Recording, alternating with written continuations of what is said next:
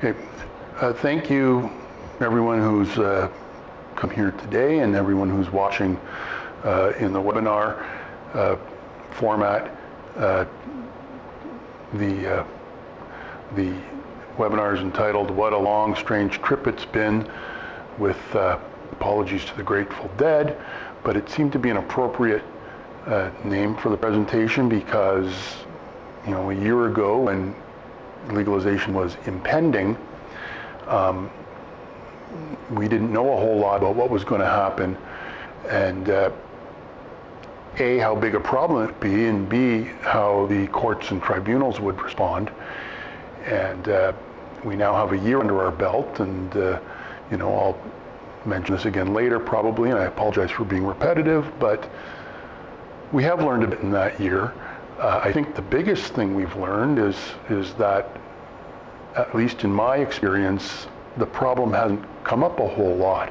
And we were chatting before hitting the record button, and one of the people who's here attending in person mentioned that her cooperative passed a cannabis bylaw to address this concern, but decided not to implement it just yet, decided instead to wait and see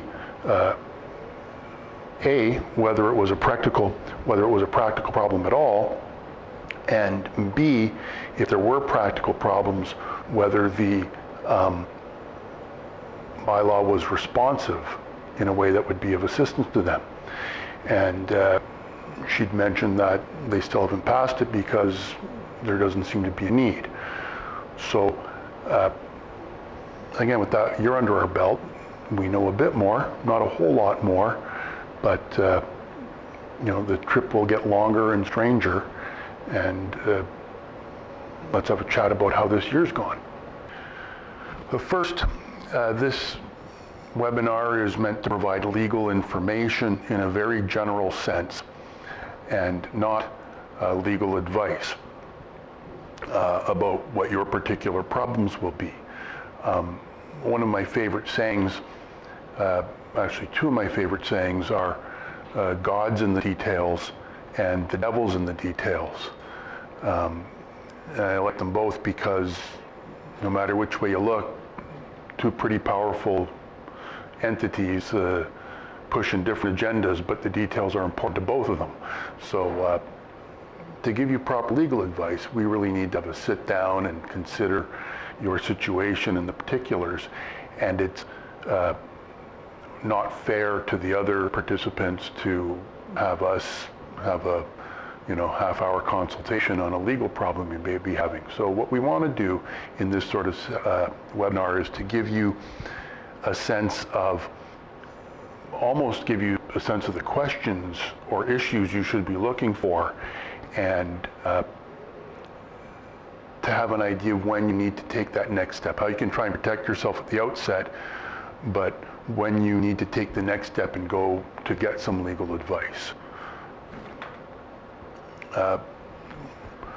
So, as I mentioned earlier, with the legalization of recreational cannabis last year, there were a lot of questions for housing providers, and many of the answers I know that I gave at seminars or talks like this were, I don't know, we haven't had legal recreational cannabis yet. I mean, it's all speculation.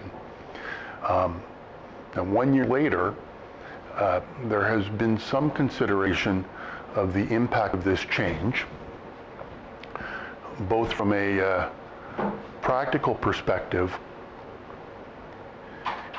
These are random people off the street I've hired to come in and walk back and forth in front of the camera so that it looks like we're getting a full audience here. That's right. We only just began, and you really haven't missed much so far.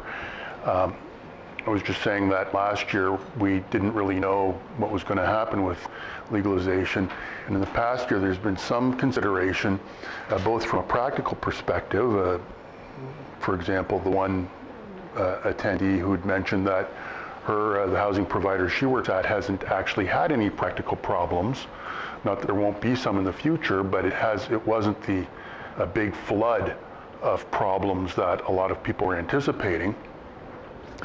and also from a legal perspective, in that there have been a few cases where the impact of recreational cannabis has gone through to the the landlord and tenant board, or the courts in different contexts.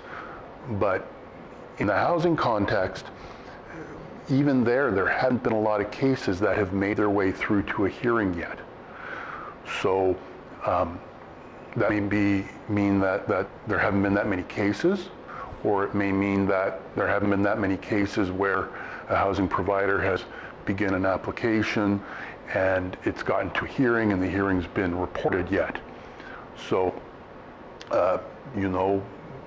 another year from now, we may have a similar sort of presentation. And this is by no means the end statement on cannabis in housing, but we do have a little more information. So what I'm going to do today is take a look at cannabis law in general, at least as it relates to housing, and then focus in a little bit more on the Residential Tenancies Act, and then a bit on the impact of the Human Rights Code. In cannabis law, there are three laws I'm going to speak to probably more than anything else, which are the Cannabis Act, the Cannabis Control Act, and the Smoke-Free Ontario Act, 2017. And the Cannabis Act is federal legislation.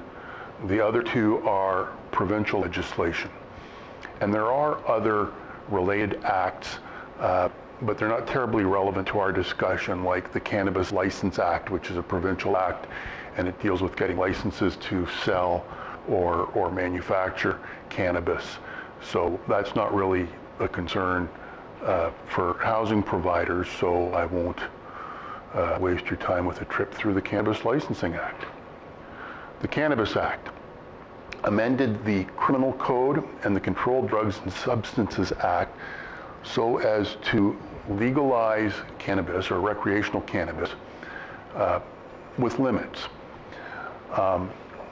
It permits persons 18 years of age or older to possess, in public, up to 30 grams of dried cannabis or an equivalent amount of other forms of cannabis. And the Act has a table that says how much oil is equal to 30 grams of dried cannabis, how much fresh cannabis is equal to 30 grams.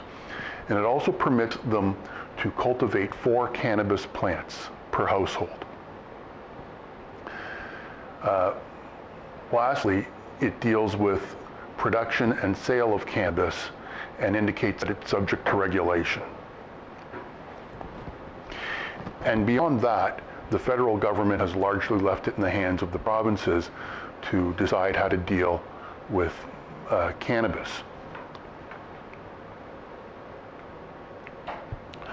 Which takes us, pardon me, to the Cannabis Control Act, which is an act in Ontario, a provincial law. It places additional restrictions over and above what the Cannabis Act requires on sale, distribution, and use in Ontario. And also, and this is probably the first thing that's really of importance to housing providers, is that it prohibits a landlord from knowingly letting someone use their premises to sell cannabis if that person's not an authorized cannabis retailer.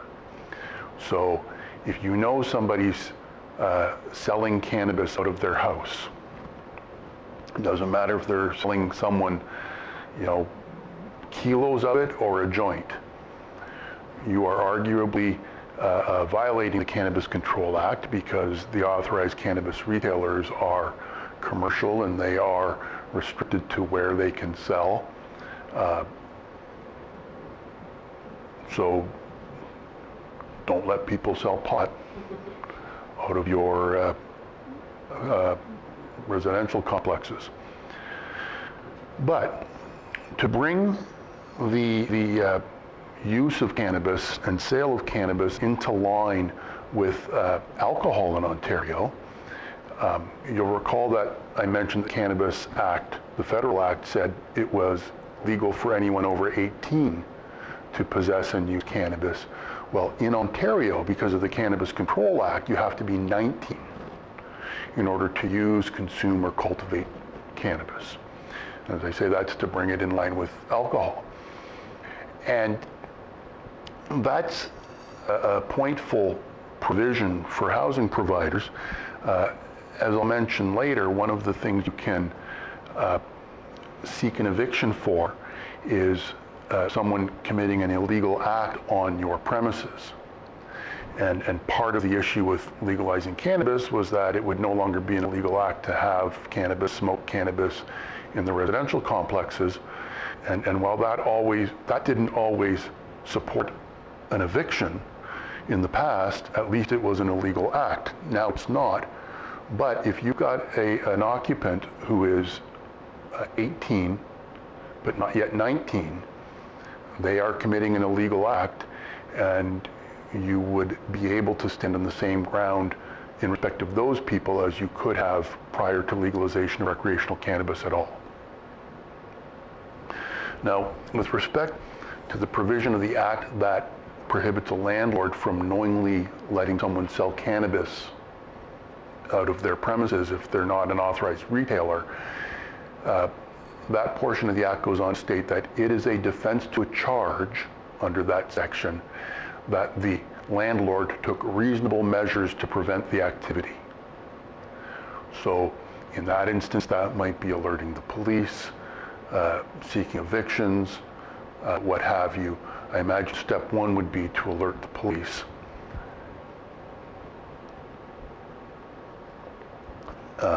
Because you won't want to be caught on that because you decide to look the other way.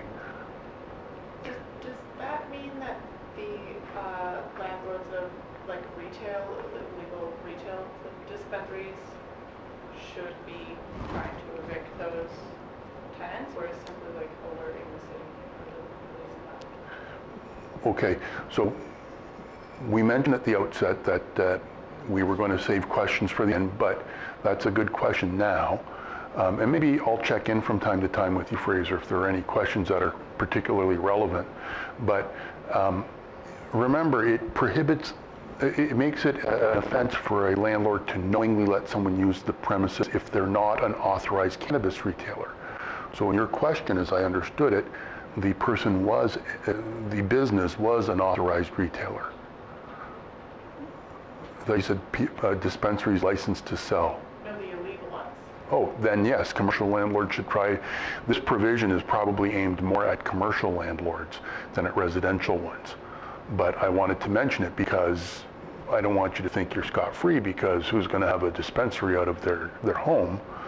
But you know, if you know that they are, and if they're selling, they're not authorized. I mean, you can share under the Act, you can't sell unless you're authorized, and that's selling a joint even.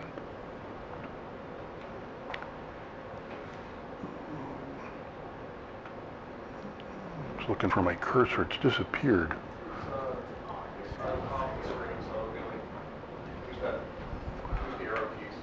Okay.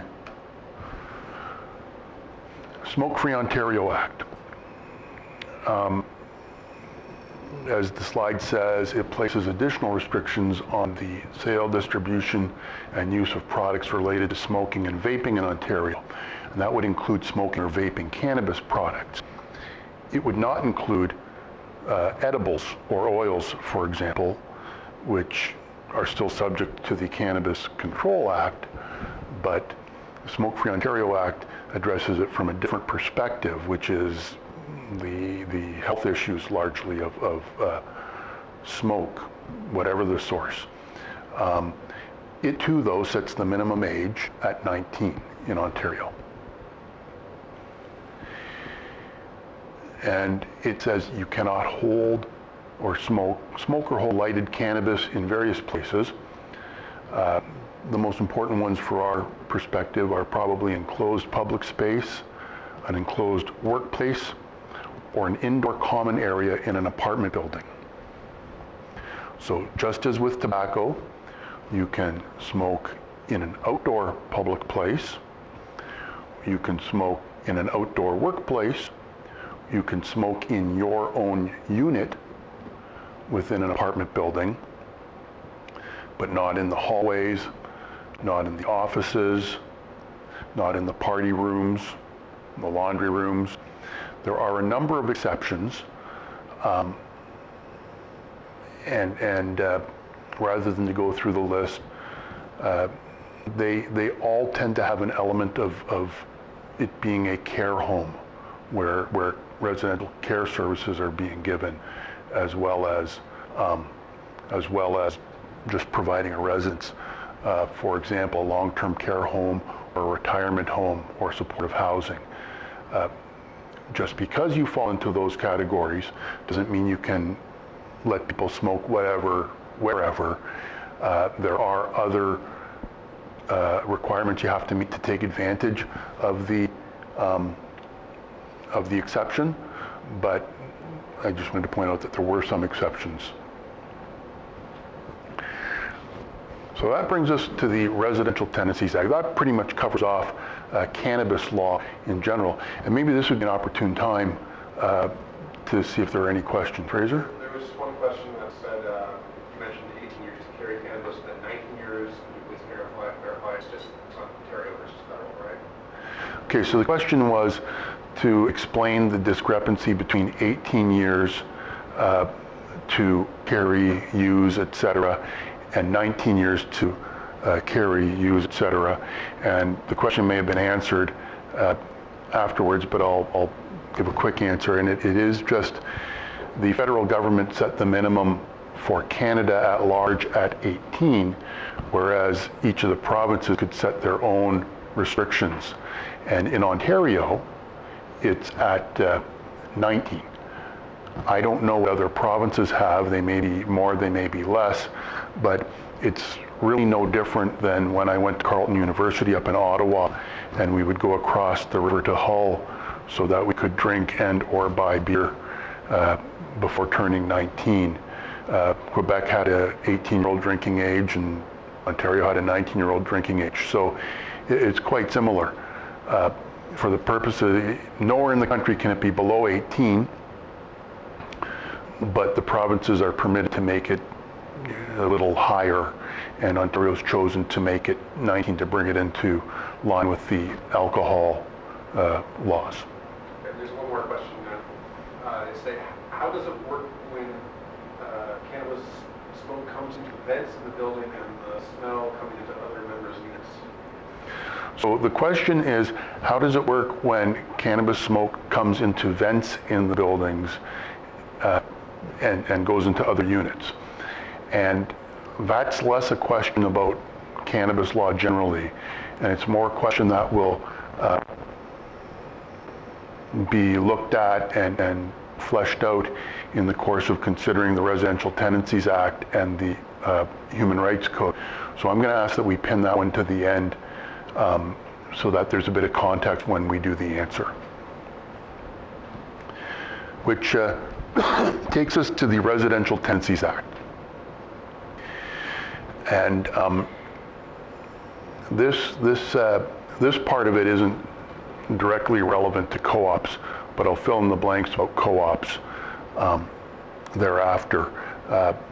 But with respect to traditional apartment buildings or rental buildings,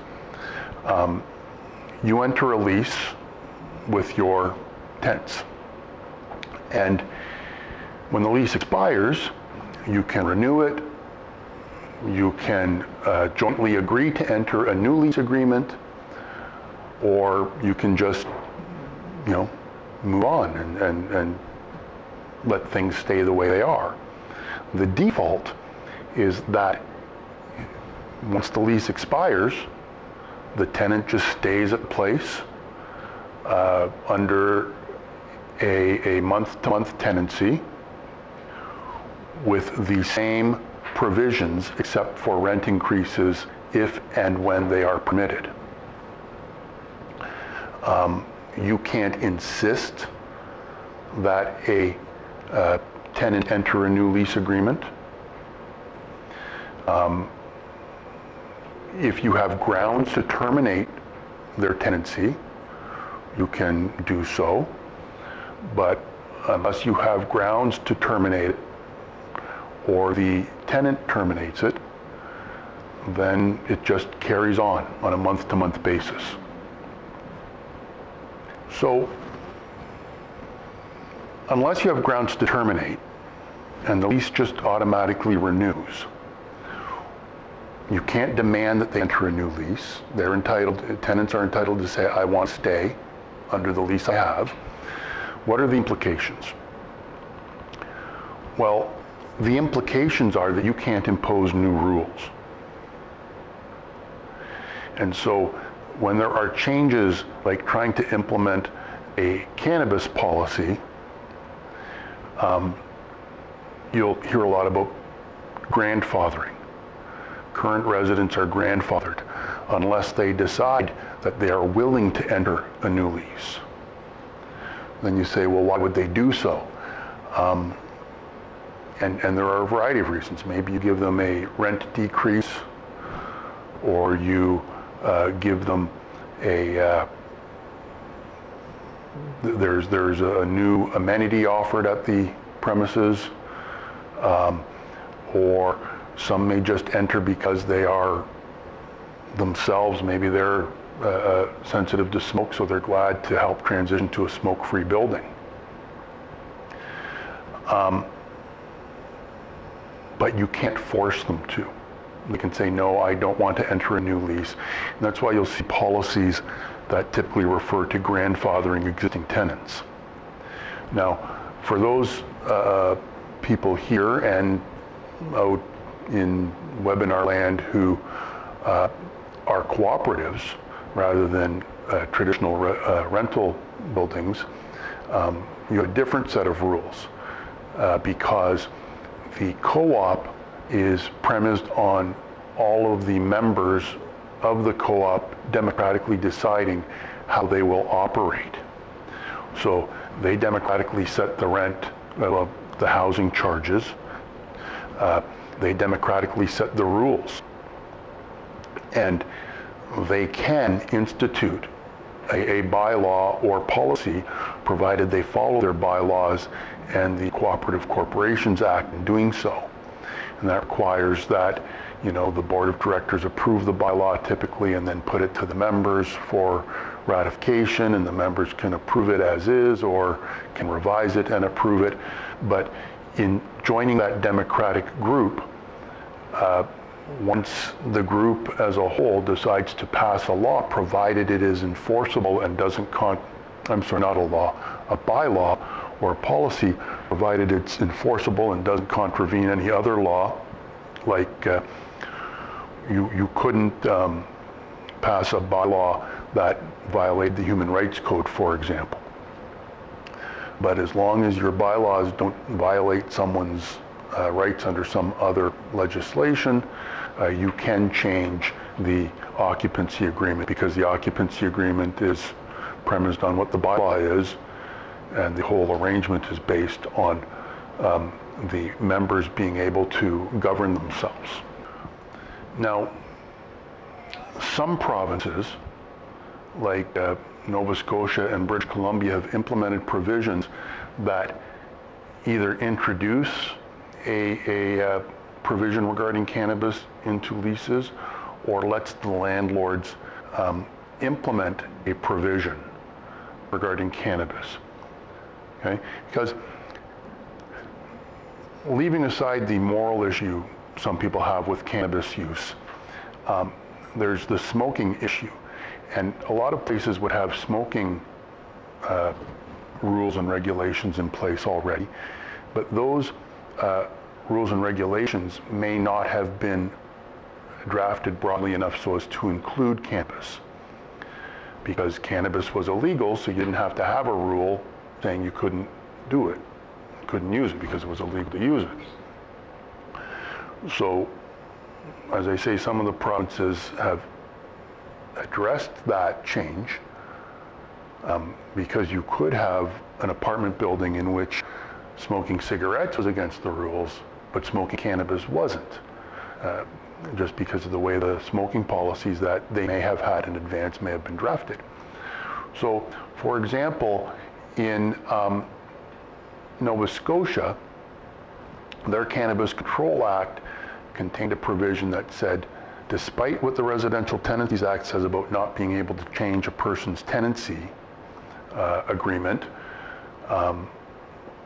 as long as the landlord gives 4 months notice to the tenant prior to April 30, 2019, to a change in its rules meant to address the legalization of recreational cannabis, that rule would be a permissible add. In other words, they were giving landlords a window of opportunity to implement a rule that wasn't otherwise part of because tenancy agreements are contracts, leases are contracts, and you can't just go change them because you want to change them. Both parties have to agree, usually, but Nova Scotia said because of this change in our laws, we're going to give one party a window to implement a unilateral change to the contract. Now that window's shut now, but that's how they addressed it. In British Columbia, they have actually addressed the issue through amendments to the Residential Tenancies Act. And they said that if a tenancy agreement entered into before the date on which recreational cannabis use was legalized, includes a term that prohibits or limits smoking tobacco, and does not include a term that expressly permits smoking of cannabis, then cannabis will be considered to be tobacco. So if you had a no smoking tobacco policy, and it was a no smoking tobacco policy because that was all you could legally smoke, in place prior to legalization of recreational cannabis,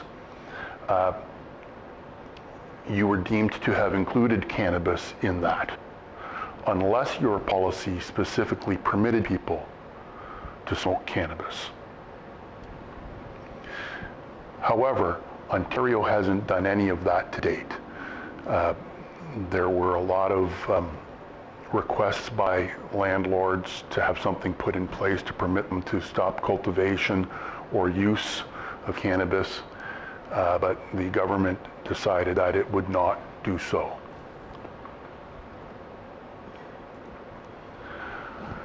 So, we then get to termination of tenancies. And there are other reasons that you can terminate, like arrears, or you need the property for your own use, or you're converting it. But the ones that are relevant for us are by and large that someone is committing an illegal act or carrying on an illegal trade at the premises, that they are willfully or negligently causing undue damage, or that their behavior is creating a substantial interference with the reasonable enjoyment or lawful right, privilege, or interest of the landlord or another tenant.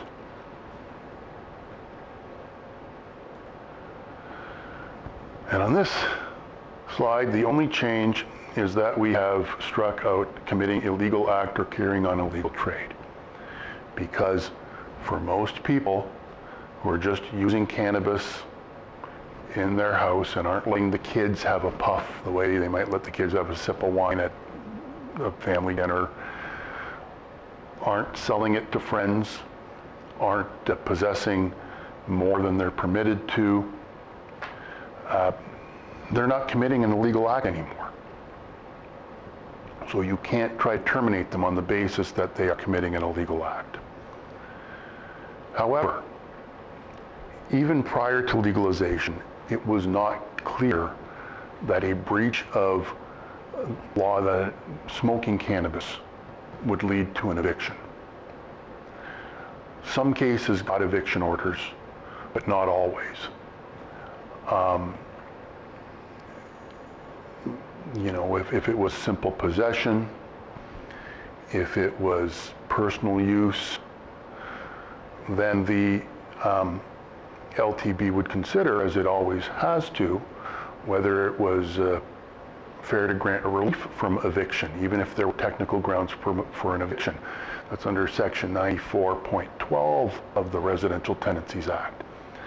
And you know, even if someone has done something that technically justified an eviction, it wasn't a given that there would be an eviction. There's this residual discretion in the landlord-tenant board to say, well, in all the circumstances, I don't find that it is fair or reasonable to actually give an eviction order, and they will either forgive the behavior or they will have conditional decisions that the behavior not be continued.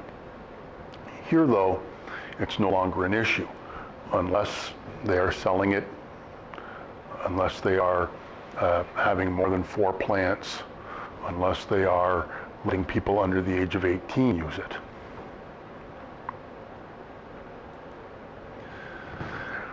So that brings us to our next heading, willfully or negligently causing undue damage. Okay? And you don't need to have a policy for that. You don't need to have a rule for that. It's easier to evict somebody if you have proof of the damage. But you also need to be aware that the damage is voidable. The notice that you want to evict someone for causing damage, there are some exceptions, but at least on the first occasion, you have to give the tenant 7 days to repair the damage or pay reasonable repair costs. If they do so, they've cured the default and can no longer be evicted on the basis of that notice.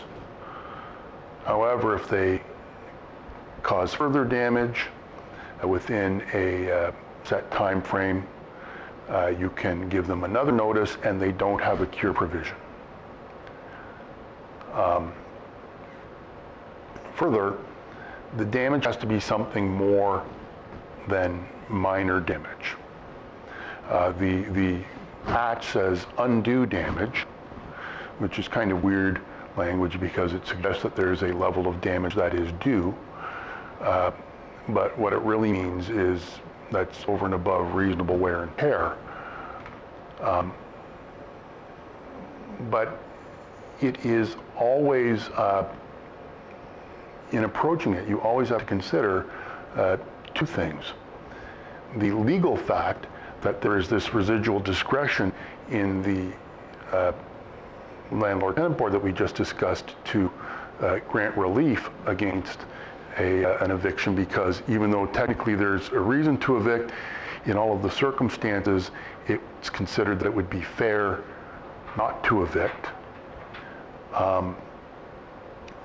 And also the practical reality, which is that the landlord-tenant board frankly doesn't like to evict. Particularly not for behavioral issues. They're far more likely to evict for arrears of rent if the arrears are not paid, but they are disinclined to put someone out of housing for behavioral issues. So they have to be, the damage has to be undue. It's got to be more than a scratch in the paint. Are there situations where you will meet that test? Yes, but you need to have proof of the damage. You need to have, again, it's got to be more than something minor. I can't really say where the line is because everything depends on all of the circumstances. The next one is that there is substantial interference with the reasonable enjoyment or with a lawful right, privilege, or interest of the landlord or another tenant. And this is similarly a behavioral eviction and is one that is difficult to implement. It's got to be substantial interference. But it's also one where the question about rules and policies becomes the most relevant because there are cases that have found or have held, and it's pretty much a moot point at this point, that a rule or a policy in a tenancy agreement, or for that matter, a set of bylaws of a cooperative, creates a legal interest in favor of the landlord or cooperative. If you have a no smoking policy, you have a legal right. That's part of your contract, and you have a right to have your contract abided by. However, you'll note that the Act says substantial interference with a lawful right, privilege, or interest. And so you've got to make a case not only that it violates the policy, but it's a substantial violation of the policy that affects you somehow. To use a different example, a lot of leases say that the tenant has to carry contents insurance. And the case law is back and forth on whether a tenant who doesn't have contents insurance can be evicted solely because they have breached the lease. And those cases tend to turn on what's happened as a result of the fact that the tenant doesn't have contents insurance. Has the landlord been put to greater expense because they're now being chased to replace contents because of a flood or a fire? Or did the landlord just do a checklist of who had it and decide to get rid of everyone who didn't? In the first case, an eviction is possibly, is more likely, frankly, whereas in the second case, the LTB is likely going to say that's either not a substantial interference or they're going to fall back on that residual discretion they have and say that we're not going to evict someone for not having this, but we're going to make sure they go out and get it now. So we get back to substantial interference with reasonable enjoyment, and that's part of why, even though breaching, and we'll talk about this shortly, even though breaching policies, just a breach of policy may not justify an eviction, but if you've got a breach of a policy that's caused damage, that may be pointful in saying that the damage is undue because it's not reasonable wear and tear because they weren't permitted to do the act that led to the damage at all, much less, as to the point where it actually caused damage. Anyway, so with respect to substantial interference with reasonable enjoyment, I want to talk about it from two perspectives. One is the perspective of interference with reasonable enjoyment, and the other is the perspective of interfering with rights, not dependent on a rule or a policy. In both cases, if you can provide evidence that use of cannabis adversely affects other residents in a substantial way, you can get an eviction. You can do that even if it's medical cannabis, as long as not always, but possibly, right? We'll talk more about that under the Human Rights Code umbrella, but in a recent case, Canadian Housing and Sonner, the Landlord-Tenant Board accepted evidence that cannabis smoke adversely affected other residents to the point of substantial interference. The cannabis in this question was medical cannabis, but some of the other tenants had medical issues that were made worse or aggravated by the smoke. Respiratory issues, sensitivity issues, and there were other issues involved. For example, the tenant who was smoking the cannabis as medical cannabis made it clear that he was not willing to consider other means of trying to accommodate the other residents who were negatively impacted. And there you've got contradictory or competing human rights of the different residents. So in that context, the board gave an eviction order, even though it was medical cannabis. So if you can get evidence that someone else's rights are being infringed in a substantial manner, that someone else's reasonable enjoyment of their premises is being infringed in a reasonable manner, then you can get termination or evictions. Yes, Fraser? I've got a couple of questions queued up, but one person says, can you repeat the case so they can search for it on CanLaw?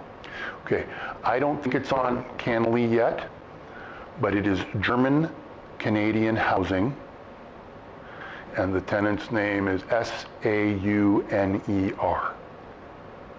Okay, and the rest of the questions, we can pin them to the side for the time being. So then we get to the question of whether or not a policy, am I up there? So now I've done it again.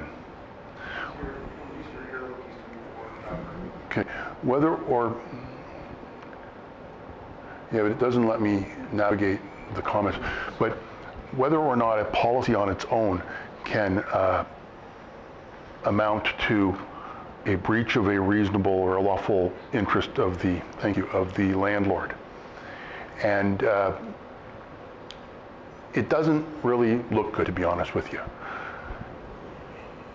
Even before cannabis was an issue, having smoking policies, non-smoking policies, in and of itself typically did not give rise to eviction orders. The board would write things like, smoking may be prohibited by the tenancy agreement, but breach of a tenancy agreement is not ground on which a landlord can apply to terminate a tenancy. So if I was a professor teaching a law class on this, I'd probably say that they typically say that yes, it's a breach of a lawful right or lawful interest of the landlord, because cases have determined that to be the case. But you've got to establish that it's a substantial interference. So what you want to do is couple it with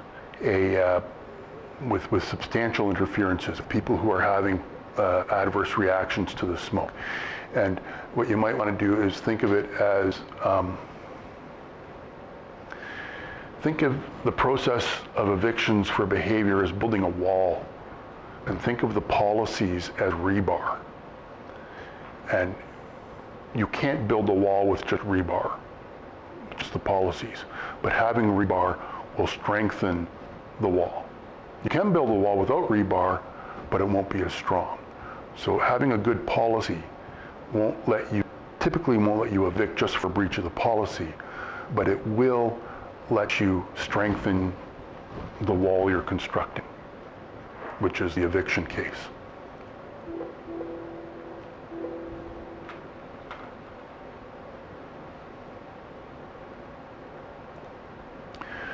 Okay, so the Human Rights Code.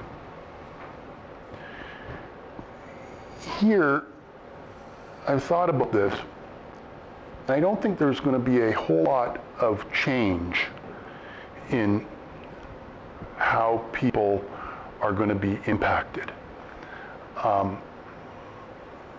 because recreational cannabis has now become legal.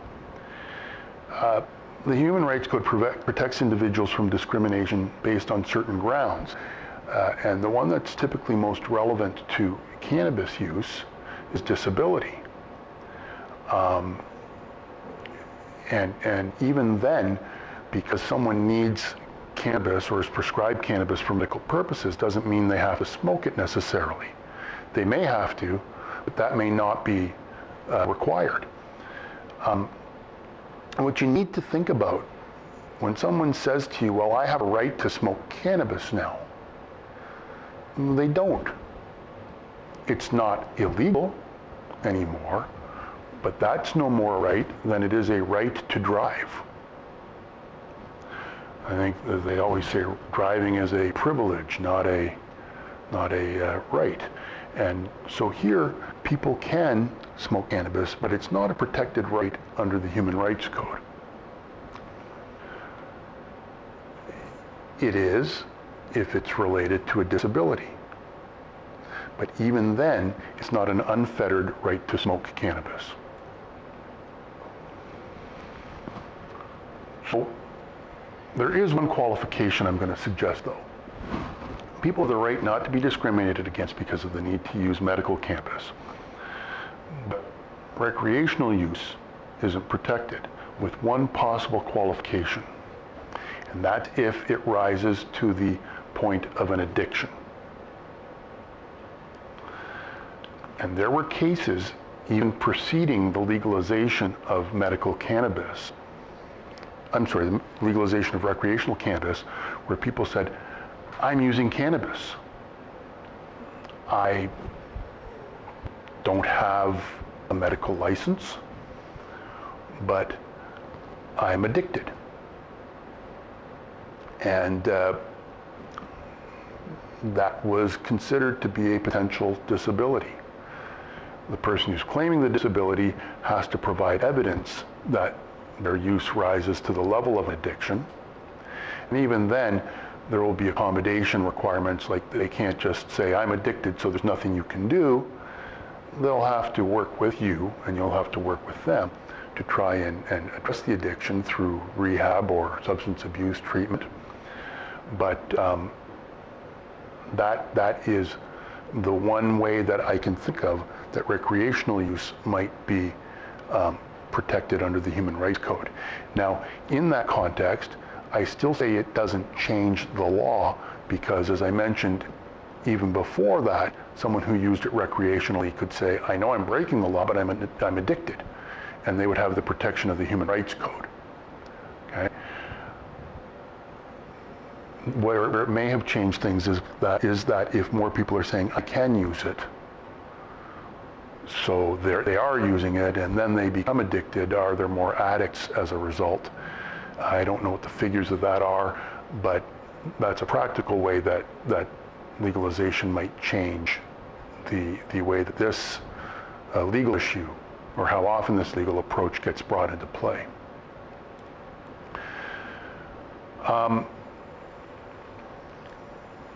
So another way it might affect things is that if you've got someone using someone using cannabis in your facility, in your complex. Previously, if they had a disability, they would have gone and gotten a doctor's note and shown you the doctor's note and said, I'm allowed to smoke cannabis. However, now, they might just say, I'm going to buy some cannabis because I can use it recreationally.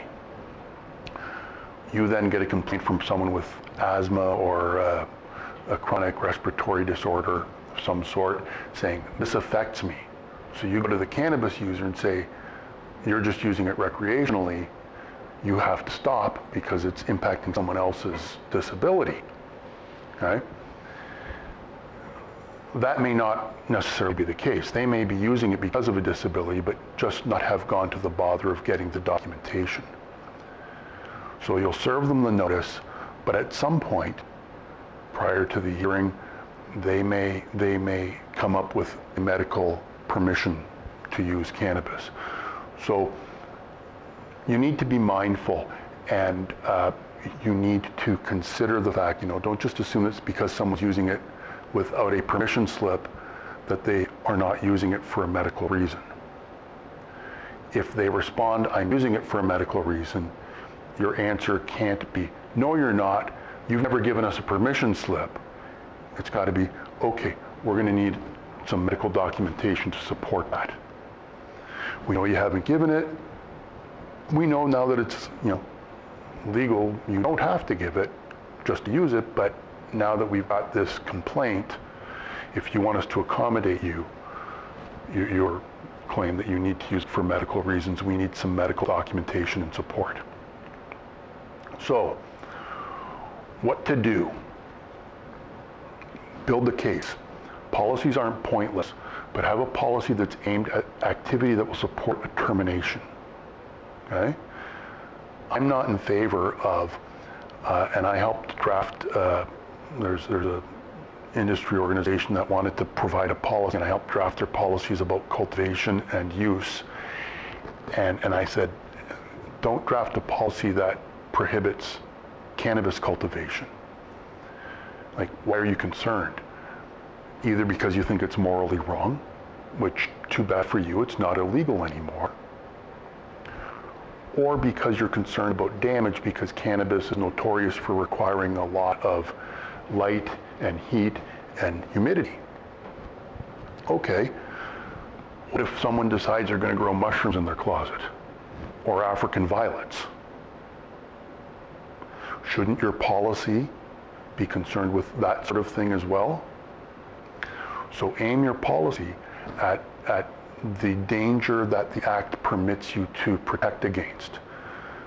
So the policy regarding cultivation says, listen, anyone can grow stuff as long as they're growing it legally, and as long as they are, if there are excessive utilities costs, if there is water damage, or if it's perceived that there's going to be a fire risk because of electrical or heat issues, then we will clamp down on those things. Tie any LT, similarly with smoking.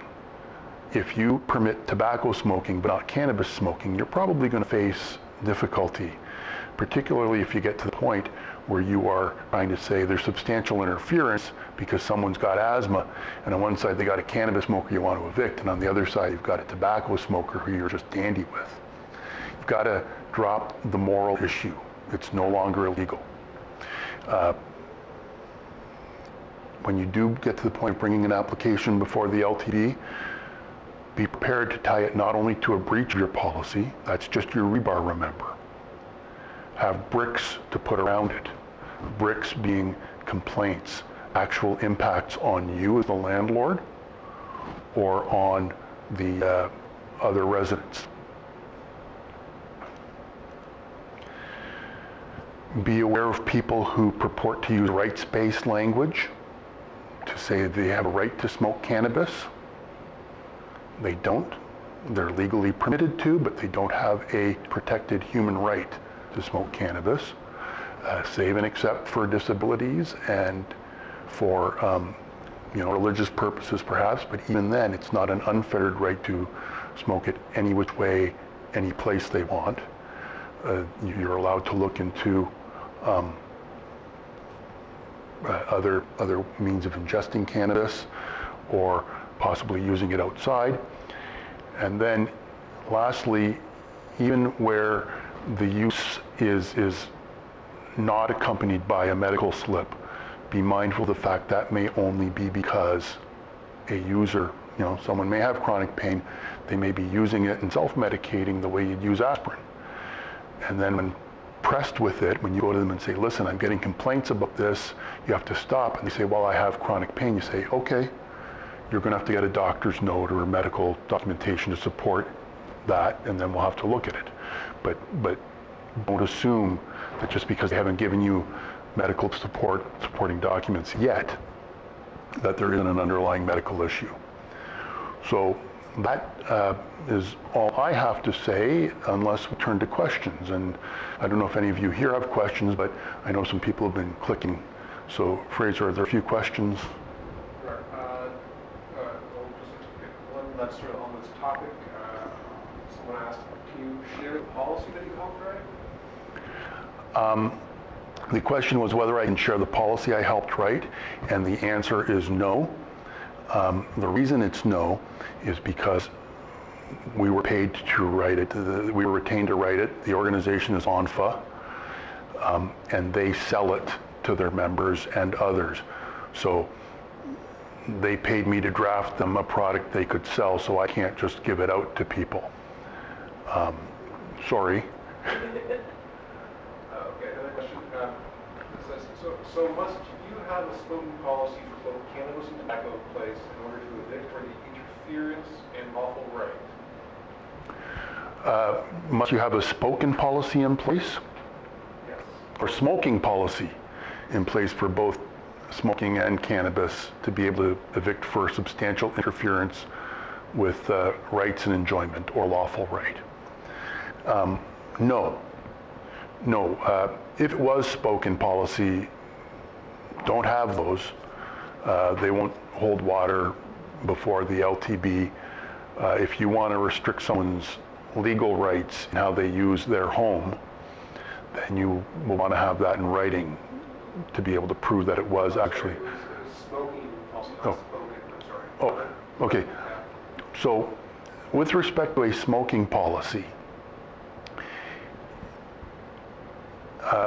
I'm not sure if the question is, does it need to be for both tobacco and cannabis, or if you need to have the policy to evict because of a substantial interference.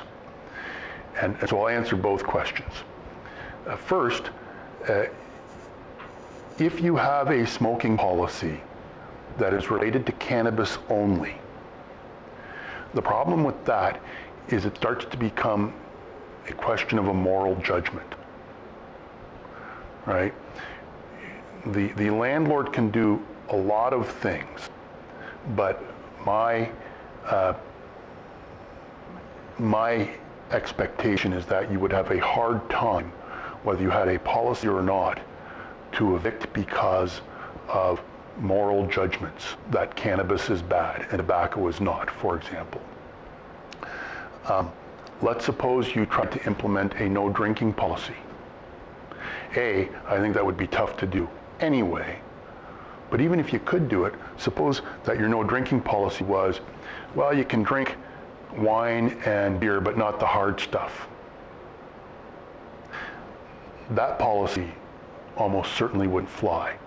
So I don't think a policy that singles out cannabis but not tobacco would fly, with one exception.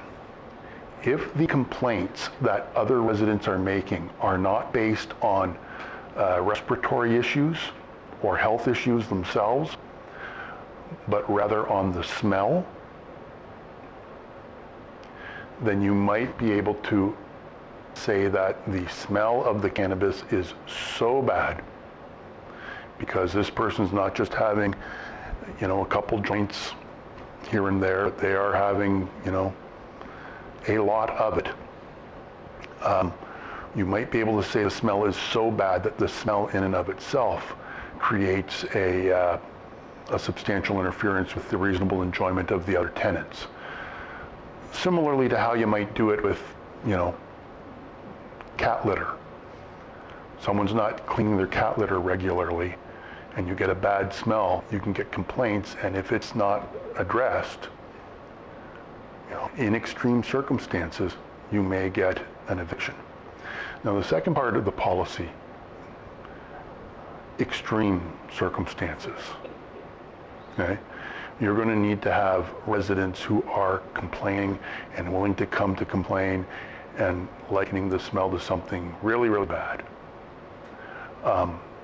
But if you've got a policy, to answer that part of the question, I don't think you would succeed in getting someone evicted simply because the policy was breached. That's building your wall out of rebar only. But having a good policy in place, I think would put you in a position to build a stronger wall as long as you had complaints, as long as you had evidence of actual damage being caused, right? Back to the smoking, whether it's tobacco or cannabis, the walls are now yellow and the carpet now stinks. Well, there's no policy prohibiting it, so it's regular wear and tear. They're just using their home for what they're allowed to use it for.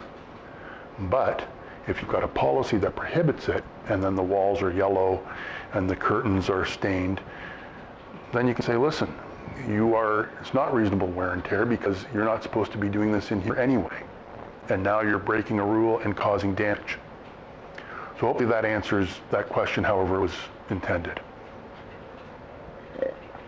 Yes, ma'am. If the substantial interference with the reasonable enjoyment of other tenants is exacerbated by, let's say, a structural issue within the building, like maybe the vents are pulling air from one unit to another in a way that it shouldn't be, or something's going wrong, will that impact the landlord's ability to try and hold that behavior? Or? Everything depends on the circumstances. And it will be an issue that will make it more difficult for you to get an eviction, particularly if there are measures that you can put in place to address it. But the building essentially has to be built to code. And I don't think, unless there is a medical reason for using cannabis, I don't think you're going to be faced with a board member who says you need to put in all manner of smoke catching devices and the like, as long as you've got a ventilation system that's up code. Having said that, good tenants are hard to come by, and if you have a good tenant whose vice is that they're smoking, cannabis, and your ventilation system, well up to code, could be, improved with a minimal expense, then you may want to explore that rather than to have a vacancy and getting, who knows, sometimes better the devil you know than the devil you don't. Again, though, you have to be mindful about the prospect that it's a medical use, in which case the steps you have to take tend to increase to try and address the situation. Okay, so there are two questions that kind of play on that same issue here. The first is, what about complaints of children's rooms being impacted by cannabis and smoking? Would you need a doctor's advice not have to smoke? What was the last part, Fraser? Would you need a doctor's advice to not have the smoke? The question was, what happens if there are children's units that are affected and by the smoke, and would you need a doctor's advice not to, a doctor's advice that it was a negative impact on the children or a negative impact on a resident to counteract the person smoking, or to have a case against the person smoking. Do you understand that? Is that essentially it? Okay. So the problem with children's exposure is that the rules would not prohibit a tenant from smoking in their own unit with their child in the next room. So then you've got to ask yourself, and the short answer is, I don't know, because the case hasn't been decided yet. But the long answer is, you've got to think then about whether it is just because the smoke's coming from another unit through the vents, if that's going to be problematic, whereas if the mother or father smoked in the next room, would that be problematic? Now, there is a case where the smoking was found to be an issue from another room, and there was no medical condition that was exacerbated, but what there was, the tenant who was complaining about the secondhand smoke actually went and had a urine test done and tested positive for cannabis.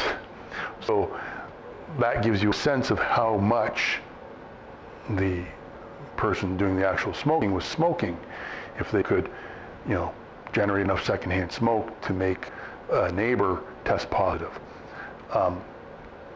The devil's in the details. That would be an interesting case, and whoever gets to try it, I envy them. If you had a doctor's note that it was causing damage to the child, whether because of a condition or just because of their age, I think you could start to set up a case that you had competing human rights, and that would let you clamp down hard on recreational use, and even clamp down potentially on medical use if the medical use was such that it caused another person's protected human rights to become at risk. In the end, though, a complaint involving a child is going to get more traction at the LTB than a complaint involving just adults. And you said competing right just because of the child's age. No, if you had a doctor who said, because of the child's age, this is going to cause a significant health issue for them, then I think you have a case that they might have a human right that was being violated, and you needed to act to protect that at the same time as protecting the use, assuming it's medical, and you'd have to turn to how competing human rights are dealt with, which might limit the use or when, where, and how the person can use the cannabis. So you may have just answered the second question that Simon's on this. That's related to this, but I'll read it out loud again, or just to be sure. So the question is, what about complaints regarding secondhand smoke and drug testing for employment? For example, Manitoba has seen this issue and used the Ross Ridley snowboarder in Los Angeles Olympics as an example. What effect does this have on the argument? Well, as I say, I have seen at least one case where the neighbor tested positive for cannabis due to secondhand smoke exposure. And the board determined that the person who's smoking the cannabis was doing so to such an extent that it created a substantial interference with the rights of the other residents. So, yeah, that is, if you have that evidence as part of your wall, your case is going to be that much stronger. Okay, this one is a bit long. It's a hypothetical question. Members approved a no smoking bylaw 2 years ago, which has a grandparenting clause, so specific units can smoke if the member moves out. A member transferred from their grandparent unit and signed an amendment to the occupancy agreement agreeing not to smoke in the new unit. They ignored this, neighbors have complained. Also, one member has provided a letter stating that the secondhand smoke is affecting their health. The culprit member is in a wheelchair. Who wins of the RTA?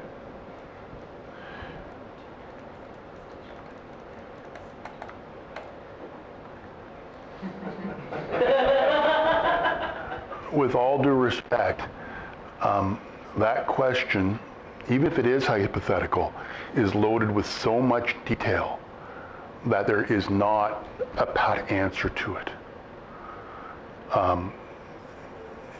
The answer is, it depends. The policy is an interesting twist. The fact that the policy is tied to units rather than residents is another twist. I can't answer that question succinctly or probably accurately without getting a whole lot more detail and going beyond the scope of this presentation. Are there any other questions on the, okay? I just wanted to ask a question that actually sort of builds on the last one I asked about if there is a, let's say, a structural problem or a structural feature of the building that exacerbates one tenant's ability to interfere with another tenant's like reasonable enjoyment, like what have you. If the tenant who is using cannabis is doing so for medical reasons, would that make, is there any way in which that would make the landlord obligated to like change the structure somehow? Or let's say the structure was fine, it was to code, would that put the obligation on the landlord to change the structure to accommodate the tenant with the medical need? Okay, so first, if you're facing someone who's got a medical issue and they're entitled to use cannabis, question one is, are they entitled to, are they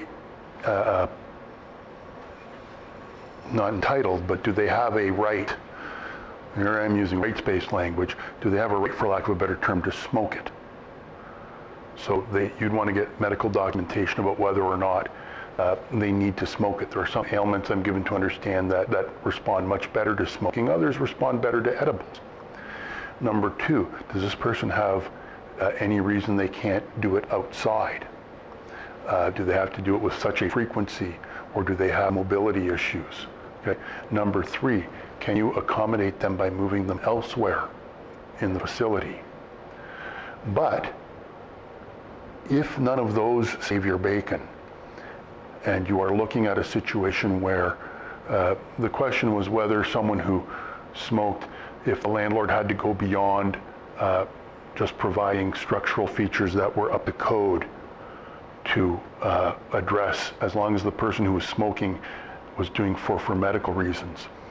And I apologize for not restating the question earlier. So as I've just said, there are other steps you can take to see if they actually have to smoke it and if they can't be accommodated in another way. But if you get to the point where you can't accommodate them any other way, then your obligation is not to comply with other laws in place to the bare minimum, but rather to accommodate the disability to the point of undue hardship. So that may in fact require you to implement measures over and above what code requires or other laws require to try and minimize the impact. Any other questions in the room? Any other online questions? Okay, well thank you all very much for joining me today, and I hope that it's been I know I've enjoyed it, and I hope that you found it informative and enjoyable, and that you're better prepared to deal with the next year.